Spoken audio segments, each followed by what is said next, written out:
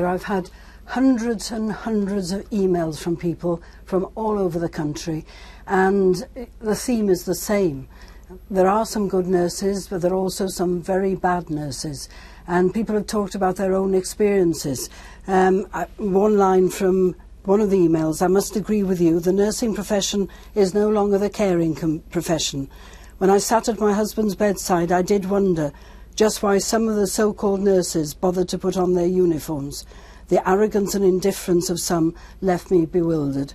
Just one other: since they made nursing a degree course, the wrong kind of people are entering the profession. They think they're above the menial tasks that the old-fashioned nurses undertook from day one. We do not need a load of snooty-nosed pen pushers. We need compassionate nurses who are entering the profession because they care for people. Those are very powerful points, and a lot of people will be thinking, of course, what happened to you, utterly, utterly awful. But it was perhaps because you were an MP and able to raise it in the House of Commons in the way you did that we're now talking about it. So what do you think can be done to start to change the atmosphere in hospitals and in the profession? Well, this isn't a new thing, Andrew. No. I was for 3 years on the Royal Commission on the National Health Service, the only Royal Commission we've had. It's reported in 1979. It landed on the desk of Margaret Thatcher, and very few of the recommendations were ever put in place. But some of the evidence that we had at that time on standards of care, we said, I dug up just a few quotes from the Royal Commission report. We received much evidence expressing concern about declining standards of nursing care.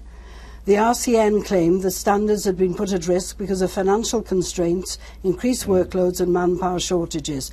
They submitted the main areas of risk were in hospitals, and one of these, of course, I saw for myself. Yes. Neglect of basic nursing routines. Yes. So, I mean, there are already some patient bodies who campaign on these sorts of issues.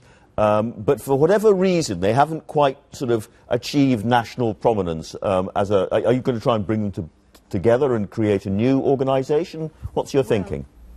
Obviously, there are people who have been doing some work on this over a long period of time, and I hope to get together next week, well, this week, some of the organisations that have been campaigning to see how I can take it forward from there.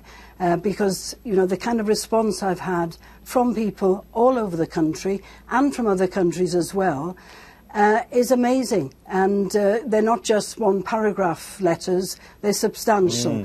Many of them documenting their own experience. But I was on a programme last week, and this is what I find amazing.